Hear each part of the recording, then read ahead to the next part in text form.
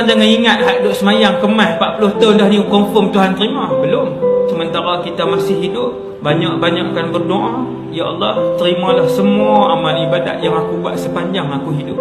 Daripada umur berapa kita buat semayang? Daripada umur berapa sampai malam ni?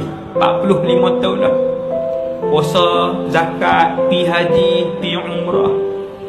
Semayang malam kita, baca Quran kita, sedekah kita berapa banyak? Masih ada harapan kerana saya dan kita semua masih bernafas di atas muka bumi Allah.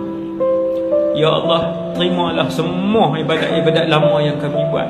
Nak bagi doa tu lagi terangkat, tuan-tuan lapik sikit. Ya Allah, terimalah ibadat aku dan semua ibadat umat Muhammad sallallahu alaihi wasallam. Yang tu dia lapik lagi kuat. Tu rahsia yang diajar oleh para ulama untuk angkat doa kita. Ya Allah, terimalah amal ibadat aku dan semua umat Nabi Muhammad SAW.